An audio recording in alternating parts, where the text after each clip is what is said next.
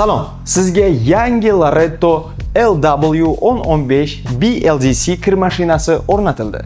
Keling, darhol uni sozlash hamda ishlatishga o'tamiz. Birinchi marta kiyim yuvishdan oldin zavod qoldiqlarini tozalashimiz kerak. Baraban bo'sh ekanligiga ishonch hosil qiling. Ozgina yuvish kukuni soling. Barabanni tozalash rejimini tanlang va start tugmasini bosing. Endi kukun idishini ko'rib chiqamiz. U 3 qismdan iborat. Birinchi bo'limga oddiy kir yuvish kukuni solinadi. Ikkinchi bo'lim faqat suyuq yuvish vositalari uchun. Max belgisidan oshirmang. Uchinchi bo'lim gulli belgi. Bu yerga konditsioner yoki yumshatgich quyiladi. Eslab qoling, kukun idishni vaqti bilan yuvib turish kerak. Buning uchun o'rtadagi tugmani bosib, idishni tortib oling. Boshqaruv paneli juda mantiqiy ishlangan. Harorat va siqish tezligi tugmalari yordamida standart sozlamalarni o'zingizga moslashtirishingiz mumkin. Maksimal siqish tezligi 1400 aylanish. Bolalardan himoya qilish uchun siqish tezligi tugmasini 3 soniya bosib turing. Mashina tugmalari bloklanadi. Ovozli signal o'chirish uchun esa siqish tezligi va One Touch tugmalarini birga 3 soniya bosib turing. Kiyim qo'shish esingizdan chiqdimi? Muammo yo'q. Start pause tugmasini bosing. Qulf belgisi ochgach,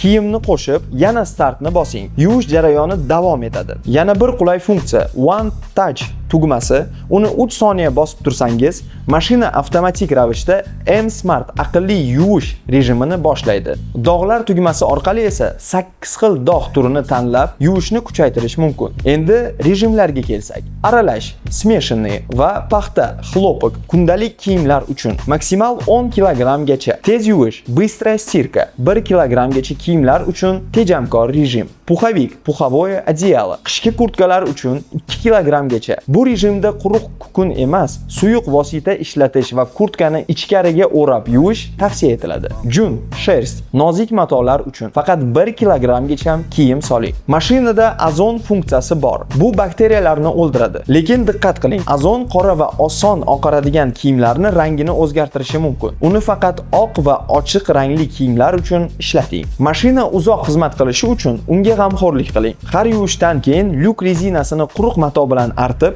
hidlanib qolmasligi uchun eshikni doim ochiq qoldiring. Har 6 oyda pastki 10 burchakdagi drenaj nasosi filtrini tozalash shart. Qopqoqni oching, kichik shlangacha orqali suvni idishga to'kib tashlang. Keyin filtrni soat miliga teskari burab, chiqarib ichidagi axlatlarni tozalang. Batafsil ma'lumot foydalanuvchi yo'riqnomasida bor.